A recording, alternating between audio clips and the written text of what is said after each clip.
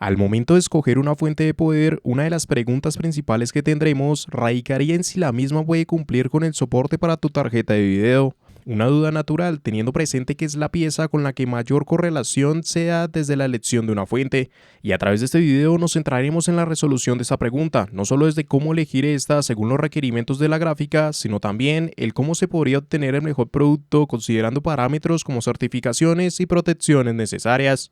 Pero antes de todo, y si estás armando tu próximo ensamble, el patrocinador de este video te interesaría. Cupcase, una empresa de ventas de case donde podrás encontrar múltiples videojuegos con descuentos impresionantes y licencias totalmente legales de Windows 10, Windows 11, entre otras, a los mejores precios del mercado. Solo tienes que realizar el proceso de compra y registro y aplicar el código de descuento extra RE25, que te dará un 25% de descuento, quedando claves como las de Windows 10 Pro en tan solo $16,93. Tendrías múltiples formas de pago dependiendo de tu país y recibirás tu clave correspondiente directamente en tu correo o en la propia cuenta. Y el proceso de activación es aún más simple: dirigirnos a las configuraciones, hacia el apartado de sistemas y activación, poner la clave correspondiente y poco más.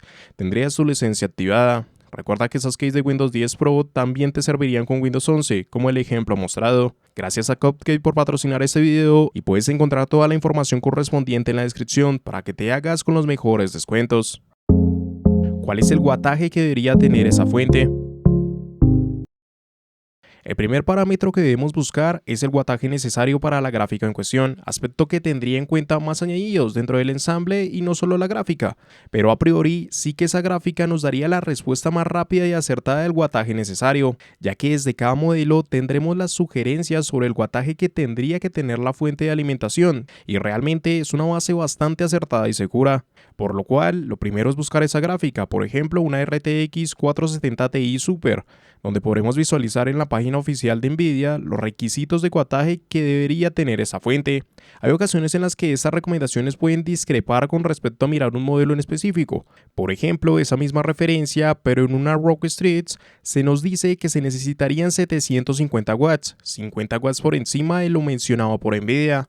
Dicha discrepancia puede corresponder a que sea una versión OC o hasta simplemente porque sea el estándar. Sin embargo, lo mejor siempre es tomar la referencia del modelo específico. Dichas recomendaciones normalmente las hacen las compañías teniendo en cuenta procesadores de la gama media y media alta del ensamble, es decir, Ryzen 5 y 7 e Intel i5 y 7. Todas aquellas configuraciones que se sitúen o pasen a un Ryzen 9 o Intel i9 deberían partir con 100 watts extra de lo mencionado para esos modelos. Es algo bastante estandarizado aquellas recomendaciones, y es tanto así que por ejemplo Asus nos da directamente tablas con las que no discrepo en absoluto, indicando el wattaje para cada gráfica y teniendo también en cuenta la gama de SX procesador que intentas combinar con la misma.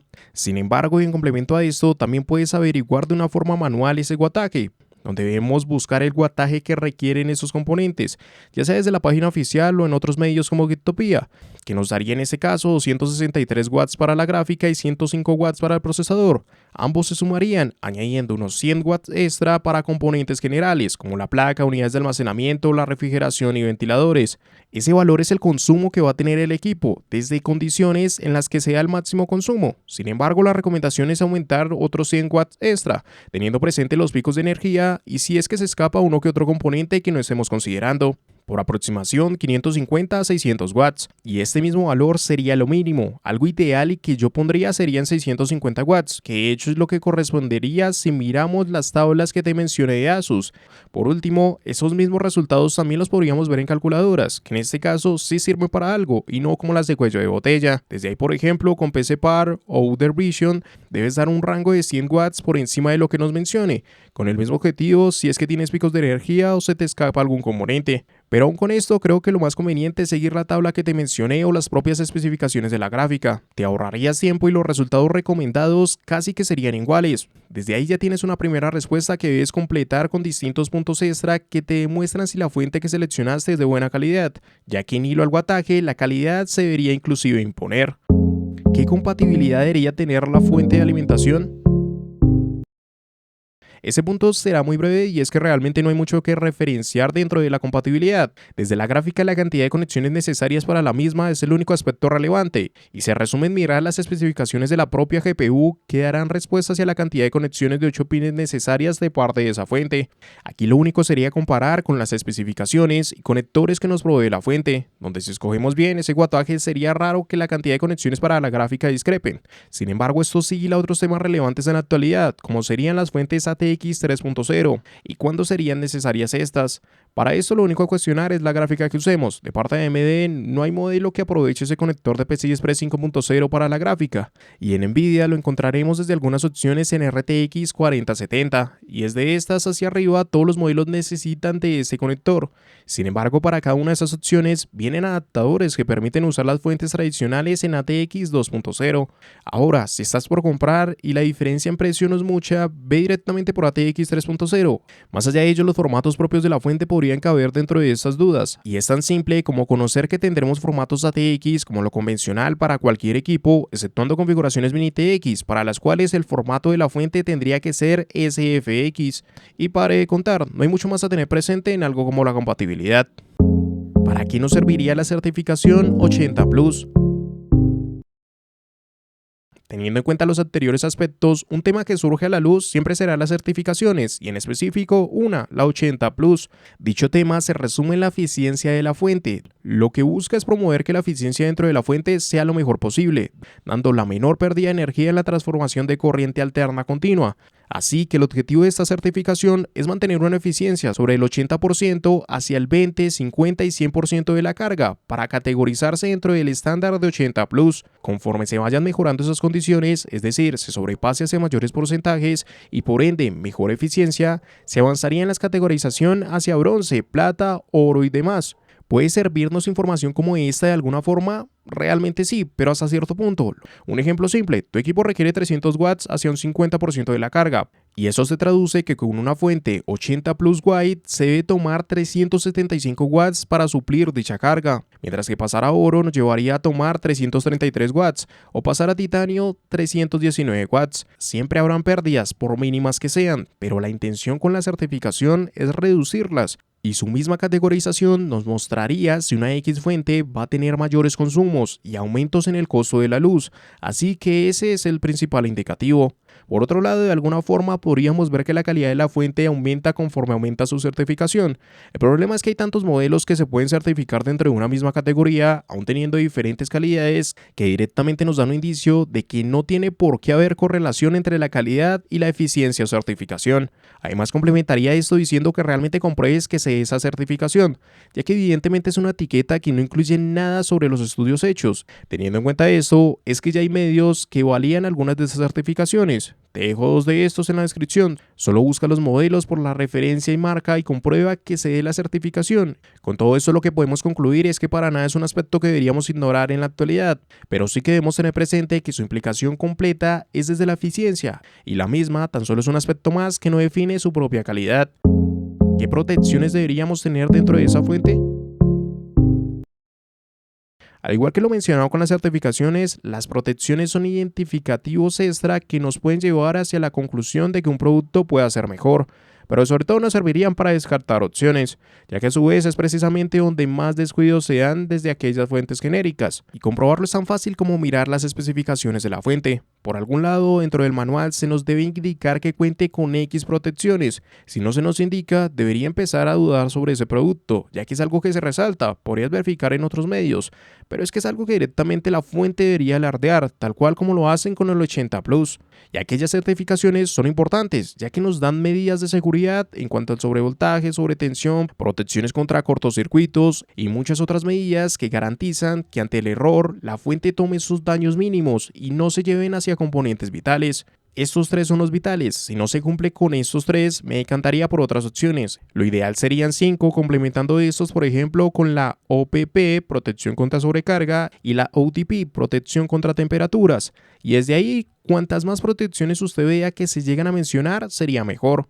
De nuevo, tal cual como las certificaciones son identificativos rápidos, e hilar ambos nos pone un camino hacia poder descartar las peores opciones, pero realmente no te da un 100% de la comprobación de cuál sea el mejor producto por calidad. y es por lo mismo que aquello lo dejaremos para ese último apartado. ¿Cómo saber si una fuente es de calidad y conclusiones? Dentro de esta información, como hemos ido mencionando, debes tener en cuenta que todos estos puntos se discuten mucho y son donde se centra la mayoría de las dudas en la elección por la fuente, pero siendo honesto, no determinan si una fuente es de calidad, a lo mucho nos sirven para descartar las peores opciones del mercado, ya que se puede tener una alta eficiencia y cumplir con esos estándares de 80 plus, así como se pueden asumir cientos de protecciones y no ser un buen producto. Y el problema acá es que no te puedo llegar a decir si una X fuente es mejor que otra por componentes, especificaciones o categorizar las mismas por gama. No solo porque la información es limitada y es un tema complejo, sino que gran parte del veredicto sea en la ejecución. Sin testear una fuente y comparar la misma con otras opciones, poco se puede hacer. Lo bueno acá es que sí hay bases de donde poder agarrarnos, ya que a través de internet podemos llegar a encontrar tier lists que sí que categorizan esos productos tras testear los mismos. La cuestión aquí es tan simple como buscar el modelo en específico que tengamos en mente, después de la deducción que hayamos hecho en los anteriores apartados. La idea es siempre acceder a la categoría más alta posible y que iría desde A hacia E. Realmente y bajo mi opinión, no me decantaría por ninguna opción que esté por debajo de C. Y aún usando sistemas con gráficos integrados, me quedaría en esa misma categoría. Realmente hay tantos modelos dentro de esa selección que es que no vale la pena bajar por debajo de C. De igual manera, aquellas opciones en esa categoría las tendría en cuenta dentro de un ensamble de gama baja, nada que supere una serie 50 de Nvidia o 600 de AMD. B sería precisamente el paso hacia esos modelos y además de que sería adecuado para 60 de Nvidia y 700 de AMD. Por encima de esto, siempre sería A. Evidentemente, si en cualquiera de estas puedes aumentar la categoría, pues mucho mejor. Eso sí, te digo que verifiques exactamente el modelo que tienes en mente. Hay compañías que tienen una cantidad de opciones que no cambian ni en referencia ni en nombre, y la diferenciación se ve o en el año o en las etiquetas, siendo productos que no tienen nada que ver entre sí. En el tier list indica exactamente los modelos a los que hacen referencia, pero ten cuidado de que sea exactamente ese modelo. Para buscar apropiadamente, por ejemplo con una fuente MSI MPG A750GF, no busques todo el nombre de la misma, solo la referencia que en este caso sería MPG AGF, o busca por la marca, pero sobre todo mira bien las indicaciones de a qué modelo se refiere, ya que aquí salió exactamente esa opción porque hay pocos modelos de MSI.